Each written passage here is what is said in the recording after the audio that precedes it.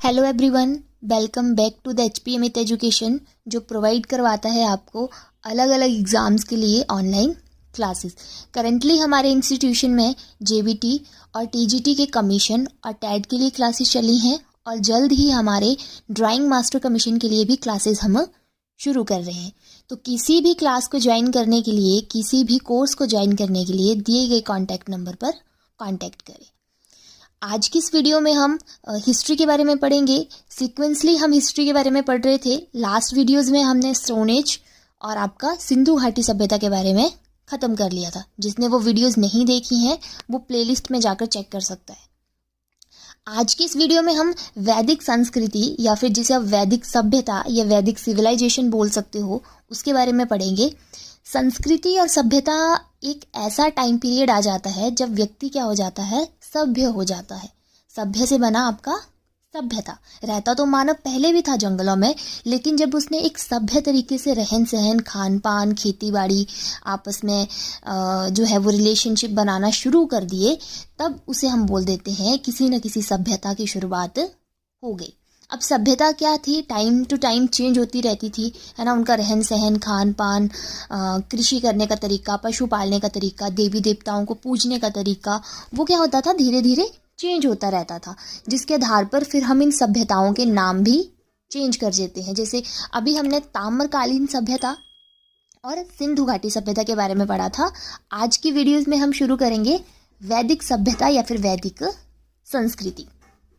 सबसे पहले आता है कि सिंधु घाटी सभ्यता के बाद जो सभ्यता भारत में आई उसे वैदिक सभ्यता ही क्यों कहा गया। वैदिक सभ्यता इसलिए कहा गया क्योंकि इसमें इस काल में वेद लिखे गए थे आपके, ठीक है। तो वेदों से इसका नाम पड़ गया वैदिक सभ्यता। मेन इनका पॉइंट क्या रहेगा इस सभ्यता का, कि इस सभ्यता में हमारे वेद लिखे गए थे। अब वेद क्या है, वेद शब्द क्या अर्थ बताता है। वेद शब्द का अर्थ है ज्ञान। नॉलेजेबल सोर्स जो था हमारा उस टाइम पर वो थे हमारे वेद। ज्ञान के जो स्रोत थे, साधन थे, वो थे हमारे वेद। तो इसलिए वेदों की रचना जिस टाइम पीरियड में हुई उसे हमने बोल दिया वैदिक सभ्यता या फिर वैदिक संस्कृति। अब उसके बाद आता है कि वेद तो ज्ञान का स्रोत हो गए, लेकिन इन वेदों की रचना किसने की, इनका निर्माण किसने किया, कौन लोग थे जिन्होंने इनका निर्माण शुरू किया और इनको खत्म किया। तो वेदों का जो निर्माण था वो किया था आर्यों ने, ठीक है। आर्य क्या है, नाम है। जैसे अलग अलग वंशों का नाम आ जाता है, अलग अलग राजाओं से संबंधित वंश आ जाते हैं, उसी तरह आर्य भी क्या थे, एक अलग इनका अपना ही एक स्थान था वैदिक सभ्यता में, ठीक है। तो आर्यों का अर्थ क्या है, आर्य एक संस्कृत वर्ड है, संस्कृत शब्द है जिसका मतलब होता है श्रेष्ठ। सब पब्लिक में से जो खुद को श्रेष्ठ मानते थे, श्रेष्ठ पुकारते थे उस टाइम पे, उन्होंने अपना नाम रखा आर्य।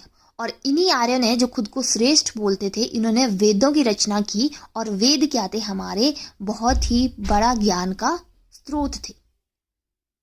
फिर इसके बाद आता है जो वैदिक संस्कृति है उसे हमने दो भागों में बांटा है। जो पूरा वैदिक टाइम पीरियड है, वैदिक सभ्यता का टाइम पीरियड है, उसे हमने दो भागों में डिवाइड कर दिया है। फर्स्ट इज योर ऋग्वैदिक काल एंड सेकेंड उत्तर वैदिक काल। अब इनका जो डिवाइड किया गया है इन दोनों पीरियड्स को, वो किया गया है इनके निर्माण के आधार पर और इनके टाइम पीरियड के आधार पर। जैसे कि ऋग्वैदिक काल में सिर्फ और सिर्फ ऋग्वेद की ही रचना हुई है। जैसा आपको सबको पता होगा कि वेद हमारे टोटल कितने हैं, 4 हैं। 4 में से जिस टाइम पीरियड में सिर्फ और सिर्फ ऋग्वेद की रचना हुई, उस पूरे टाइम पीरियड को हमने बोल दिया ऋग्वैदिक काल। और बाकी के जो 3 बचे हुए आपके वेद हैं, सामवेद, यजुर्वेद और अथर्ववेद, उनकी जब रचना होती है वो किसी अलग टाइम पीरियड में होती है, तो उसे हम बोल देते हैं उत्तर वैदिक काल। इनका टाइम पीरियड भी आपने याद रखना है। ऋग्वैदिक काल हम कब से कब तक मानते हैं, 1500 से 1000 ईसा पूर्व आपके बीसी तक। और उत्तर वैदिक का काल हम मानते हैं 1000 से 600 ईसा पूर्व यानी कि बीसी तक। इस तरह से पहले टाइम पीरियड में हम ऋग्वेद के काल के बारे में पढ़ेंगे और जो वेद एक पर्टिकुलर था उसके बारे में भी पढ़ेंगे। ऋग्वैदिक और उत्तर वैदिक काल पढ़ने से पहले हम जानेंगे कि आर्य जो थे उनका मूल स्थान क्या था, ठीक है। कहाँ पे उनका जन्म हुआ, क्या वो एक्चुअल में ही, रियल में ही वो भारत के थे या फिर कहीं और से माइग्रेट होकर, स्थानांतरित होकर जो थे वो भारत आए थे। तो इसके पीछे भी ना बहुत से इतिहासकार और व्यक्तियों के जो है वो कंट्राडिक्शन है आपस में। कोई बोलते हैं कि वो भारत के ही मूल निवासी थे, ठीक है, कोई बोलते हैं कि वो भारत में कहीं और से आए थे, किसी और जगह से आए थे। तो 2-3 लोगों के नाम पूछ लिए जाते हैं आपसे, जैसे कि सबसे पहले आता है भगवान दास गिडवानी। इन्होंने return of the Arya's book लिखी है। किसने लिखी है? भगवान दास गिडवानी ने। भगवान दास गिडवानी कहते हैं कि आर्य कहीं से नहीं आए थे, ये भारत के ही मूल निवासी थे, ठीक है। मतलब इनका जो जन्म है वो यहीं पे ही हुआ है, कहीं और से ये नहीं आए हैं। ये कहा है भगवान दास गिडवानी ने। आपने नाम याद रखना है इनका, और इनकी बुक का नाम भी याद रखना है। सेकंड है स्वामी दयानंद सरस्वती। इनकी बुक है सत्यार्थ प्रकाश। सत्यार्थ प्रकाश बुक में इन्होंने लिखा है कि जो आर्य लोग हैं वो तिब्बत के एरिया से आपके भारत आए थे। तिब्बत से माइग्रेट होकर, स्थानांतरित होकर जो थे वो आपके भारत आए थे। ये किसने कहा था? स्वामी दयानंद सरस्वती ने। और कौन सी बुक में कहा था? अपनी सत्यार्थ प्रकाश में। तो ऐसे पर्टिकुलर पूछ लिया जाता है कि निम्न में से किसका मानना है कि आर्य तिब्बत के एरिया से भारत आए थे। फिर आपको 4 ऑप्शन दे दिए जाएंगे, भगवान दास गिडवानी, स्वामी दयानंद सरस्वती, 2-3 और नाम दे दिए जाएंगे। तो फिर आपको याद रहना चाहिए कि स्वामी दयानंद सरस्वती ने ये बात कही थी और सत्यार्थ प्रकाश में कही थी। उसी तरह भगवान दास गिडवानी का भी आपने इनकी बुक भी याद रखनी है, और इन्होंने ही कहा था कि भारत के ही वो मूल निवासी हैं, कहीं और से वो नहीं आए हैं। आगे आता है, अब और भी कुछ लोग थे जिन्होंने आर्य का मूल निवास जो था वो अलग अलग जगह पे बताया था। उसमें तीसरे नंबर पर आते हैं आपके पंडित बाल गंगाधर तिलक। इन्होंने कहा था कि आर्य को उत्तरी ध्रुव का निवासी बताया था। इन्होंने कहा जो आपका उत्तरी ध्रुव है, ग्लोब पर जो नॉर्थ वाला पोल है, नॉर्थ पोल है, उस वाली साइड से जो है वो आर्य चलते चलते आपके भारत आए थे। मतलब नॉर्थ पोल, चाइना से ऊपर वाला जो हिस्सा है आपके भारत का, ठीक है, ऊपर की तरफ को, वहाँ से जो थे आर्य चलकर आपके भारत आए थे। तो उत्तरी ध्रुव आपने याद रखना, यही पेपर्स में पूछा जाता है, पंडित बाल गंगाधर तिलक ने।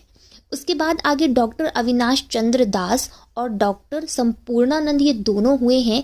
इन्होंने कहा कि आर्यों को सप्त सैंधव प्रदेश के मूल निवासी बताया है। अब सप्त सैंधव प्रदेश मैंने आपको पहले भी बताया है कि सिंधु नदी का जो नदी तंत्र है, ठीक है, सिंधु नदी में जो और नदियाँ आकर मिलती हैं ये बनाती हैं सप्त सिंधु क्षेत्र, ठीक है। सिंधु नदी में मिलने वाली और जो भी नदियाँ हैं सारी, उसकी ट्रिब्यूटरीज हैं, वो वाली जो सारा एरिया आता है वो आता है सप्त सैंधव प्रदेश। तो सप्त सैंधव वाली बात को किसने कहा था? डॉक्टर अविनाश चंद्र दास ने और डॉक्टर संपूर्णानंद ने, कि आर्य वहाँ से आपके भारत आए थे। उसके बाद डॉक्टर कल्ला आते हैं।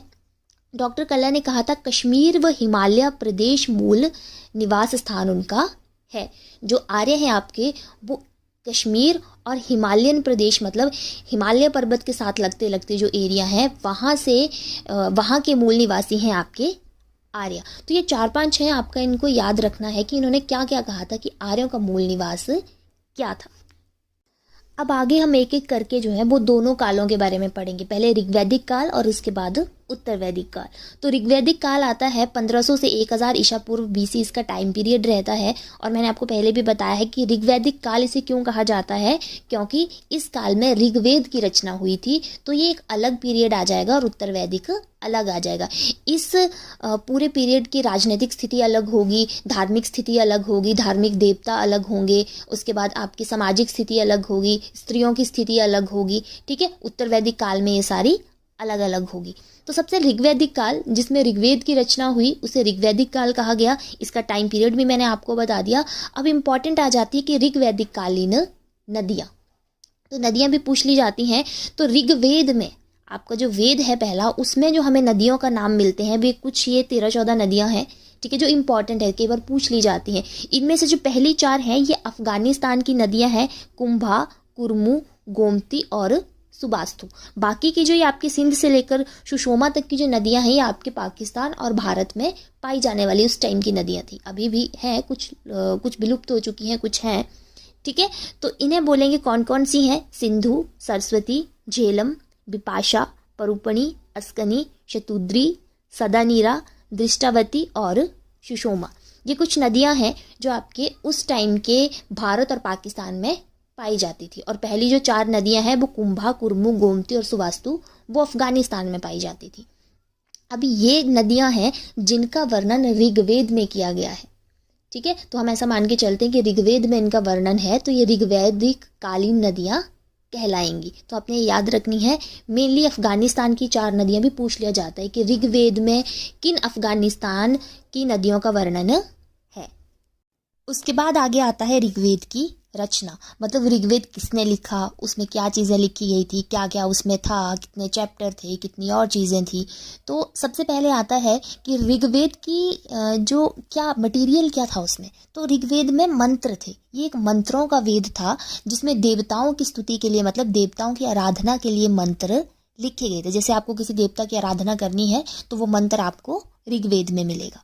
ठीक है, जैसे ज़्यादातर क्वेश्चन क्या आता है, गायत्री मंत्र जो है वो कौन से वेद से लिया गया है। तो गायत्री एक मंत्र है, वो कहाँ से लिया गया है, आपके ऋग्वेद से लिया गया है। एक और चीज़ आपने ऋग्वेद के लिए याद रखनी है, ऋग्वेद में मंत्र तो लिखे गए थे लेकिन उनका उच्चारण सिर्फ नॉर्मल तरीके से किया जाता था, मतलब गा के नहीं किया जाता था। ऋग्वेद में गाने के रूप में मंत्रों के बारे में नहीं बताया गया था। सिंपल, जैसे गायत्री मंत्र हम एक लय के साथ गाते हैं, ठीक है, लेकिन ऋग्वेद में जो गायत्री मंत्र था वो सिंपल था, जैसे ओम भूर्भुवस्सुवः तत्सवितुर, ऐसे करके। ठीक है, मतलब एक जैसे हम लेसन कोई पढ़ रहे हैं, है ना, उसके आधार पर था। जैसे कोई पोएम पढ़ते हैं उसके आधार पर मंत्र नहीं लिखे गए थे, मतलब संगीत को नहीं जोड़ा गया था उस टाइम पे। संगीत आगे वाले आपके वेद में आएगा। ठीक है, तो ऋग्वेद में क्या था, देवी देवताओं की आराधना के लिए मंत्र लिखे गए थे। ठीक है, ऋग्वेद में 10 मंडल और 1028 सूक्त थे।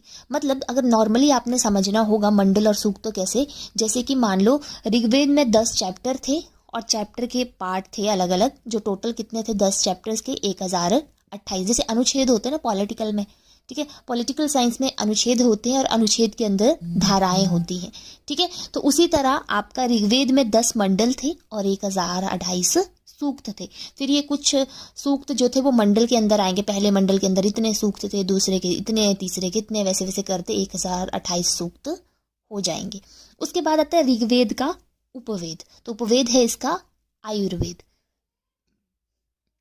उसके बाद आता है ब्राह्मण ग्रंथ। तो ब्राह्मण ग्रंथ है ऐतरेय कौशितकी। ये ब्राह्मण ग्रंथ क्या है, उपवेद क्या है, मैं आगे एक अलग वीडियो में आपको समझाऊंगी। वेदांग आएंगे, है ना, उपनिषद आएंगे, ये किसी और वीडियो में समझाऊंगी। अभी सिंपली समझो, उपवेद है ऋग्वेद का आयुर्वेद, ब्राह्मण ग्रंथ है ऐतरेय और कौशितकी, प्रवर्तक है प्रजापति और उद्येता है होत्री। ये आपने चीजें याद रखनी है, बहुत एग्जाम में आती है। अब आते हैं ऋग्वेद के महत्वपूर्ण मंडल। वैसे तो ऋग्वेद के 10 मंडल हैं, लेकिन ये कुछ 4 मंडल हैं जो बहुत ज़्यादा बार आपके एग्जाम में पूछे जाते हैं। जैसे कि 7th मंडल में दशराज युद्ध का वर्णन किया गया। तो बहुत बार ये क्वेश्चन आता है कि ऋग्वेद के किस मंडल में हमें दशराज युद्ध का वर्णन मिलता है। दशराज मतलब 10 राजाओं और एक अन्य राजा के बीच में एक युद्ध हुआ था। एक तरफ 10 राजा थे, एक तरफ अकेला राजा था, तो उनके बीच में जो युद्ध हुआ था उसे बोला गया था दशराज युद्ध। ठीक है, उसके बाद 3rd मंडल आता है, इसमें हमें गायत्री मंत्र मिलता है। ऋग्वेद के किस मंडल से या फिर किस वेद से गायत्री मंत्र लिया गया है, तो ऋग्वेद के 3रे मंडल से। 9th मंडल से हमें सोम देवता के बारे में पता चलता है, ये भी बहुत बार एग्जाम में पूछा जाता है। और जो इसका 10वां मंडल है उसके पुरुष सूक्त से व्यक्ति की उत्पत्ति के बारे में पता चलता है। ठीक है, 10वें मंडल से हमें क्या पता चलता है, 10वें मंडल का एक सूक्त है पुरुष सूक्त, मतलब पुरुष की उत्पत्ति कैसे हुई। अब पुरुष में सिर्फ आप जेंडर वाइज मेल को मत लो, पुरुष का मतलब है मेल और फीमेल दोनों। ठीक है, पुरुष का मतलब है कोई आदमी, कोई व्यक्ति, कोई पर्सन। ठीक है, वो मेल भी हो सकता है, फीमेल भी हो सकती है। तो पुरुष सूक्त में कहा गया था कि एक पुरुष की जो रचना है, एक पुरुष का जो निर्माण है वो किस तरह से हुआ है, जिसमें फिर हम कॉन्सेप्ट लेके चलते कि ब्रह्मा के मुख से ब्राह्मण, भुजाओं से क्षत्रिय, जांघों से वैश्य और पैरों से शूद्र। इस चीज़ का जो वर्णन है वो हमें मिलता है हमारे जो 10वां मंडल है पुरुष सूक्त आपके ऋग्वेद का। आगे आएगा ऋग्वैदिक देवी और देवता। अब ऋग्वैदिक काल के, मैंने कहा था कि ऋग्वैदिक काल के देवी देवता अलग रहेंगे, उत्तर वैदिक काल के देवी देवता अलग रहेंगे। मतलब नाम तो सेम ही रहेगा लेकिन पावर अलग अलग हो जाएंगी। जैसे ऋग्वैदिक काल का प्रमुख देवता कोई और होगा, है ना, उत्तर वैदिक काल में कोई और हो जाएगा। ठीक है, तो इस तरह से ऋग्वैदिक काल में देवी देवताओं को 3 भागों में डिवाइड किया था, क्योंकि बहुत सारे देवी देवता थे। ठीक है, तो उन्हें 3 कैटेगरी में रखा गया था। आकाश के देवता, अंतरिक्ष के देवता और पृथ्वी के देवता। तो यहाँ से बहुत इंपॉर्टेंट क्वेश्चन बनते हैं। आपसे पर्टिकुलर देवता पूछ लिया जाता है कि बताओ ऋग्वैदिक काल में इंद्रदेव किस प्रकार के देवों में आते थे, किस कैटेगरी के देवता थे वो, आकाश के देवता थे, अंतरिक्ष के देवता थे या फिर पृथ्वी के देवता थे। तो ऐसे करके यहाँ से क्वेश्चन बनते हैं बहुत ज़्यादा। ठीक है, तो आकाश के देवी और देवता कौन कौन थे? आकाश के वरुण, उषा, अश्विन, सबिता, अदिति, मित्र, सूर्य और घौ। ये घौ बहुत इंपॉर्टेंट है, ये भी आता है। घौ जो देवता हैं वो ऋग्वैदिक काल के किस पार्ट के देवता हैं? तो आकाश वाली कैटेगरी के आएंगे। ठीक है, उसके बाद अंतरिक्ष आती है। अंतरिक्ष के इंद्र, मरुत, रुद्र, वायु और प्रियंश। उसके बाद पृथ्वी आती है। पृथ्वी के अग्नि, सोम, पृथ्वी, बृहस्पति और सरस्वती। ये 3 कैटेगरी में ऋग्वैदिक काल में देवताओं को बांटा गया था और हर कैटेगरी में बहुत ज़्यादा देवी देवता आते थे। तो ये आपने याद रखने हैं। यहाँ पर इम्पॉर्टेंट है, वरुण इम्पॉर्टेंट है, इंद्र इम्पॉर्टेंट है, अग्नि इम्पॉर्टेंट है, सोम इम्पॉर्टेंट है, मरुत इम्पॉर्टेंट है, फिर उसके बाद आपका घौ इम्पॉर्टेंट है। और देवियों की बात की जाए तो आपकी सविता और अदिति देवी, उषा, ये 3 जो हैं आकाश की ही देवियां हैं। ये उषा, सबिता और अदिति, ये इंपॉर्टेंट है, ये पूछी गई है एग्जाम में। फिर उसके बाद लास्ट में हमारा बचता है कि ऋग्वैदिक काल में इतने देवी देवता तो थे, लेकिन प्रमुख देवता कौन था? कोई मेन भी तो होगा। अब इतने ज़्यादा लोग हैं, उनमें से कोई मेन लोग भी तो हैं। राष्ट्रपति हैं हमारे, प्रधानमंत्री हैं, है ना, स्टेट में राज्यपाल होते हैं, मुख्यमंत्री होते हैं। ठीक है, इसी तरह ऋग्वैदिक काल में एक पर्टिकुलर या फिर आप बोलोगे मेन देवता कौन था? वो थे आपके इंद्र।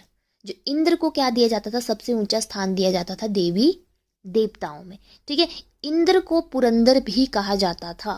ठीक है, और पुरंदर का मीनिंग होता है दुर्ग तोड़ने वाला। आपने सिंपल याद रखना है, पुरंदर किसे कहा जाता था या फिर पुरंदर की उपाधि किसे दी गई थी? तो इंद्र देवता को। इंद्र देवता किस कैटेगरी के देवता थे?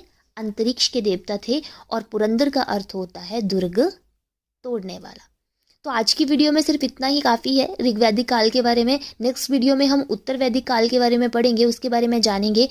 बाकी फिर हम इन दोनों कालों की, ऋग्वैदिक और उत्तर वैदिक काल की, सामाजिक होगी, धार्मिक होगी, आर्थिक होगी, राजनीतिक स्थिति के बारे में पढ़ेंगे, स्त्रियों की स्थिति के बारे में पढ़ेंगे।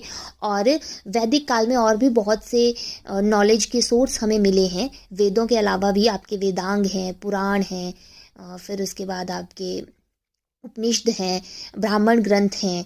तो इनके बारे में भी हम एक अलग वीडियो में पढ़ेंगे। आज की वीडियो के लिए इतना ही काफ़ी है। अगर आपको वीडियो अच्छा लगा हो तो वीडियो को लाइक करें, वीडियो को शेयर करें और चैनल को सब्सक्राइब। और आप जेबीटी, टीजीटी और ड्राइंग कमीशन के किसी भी कोर्स को ज्वाइन करना चाहते हैं तो दिए गए नंबर पर कॉन्टैक्ट करें। Thank you.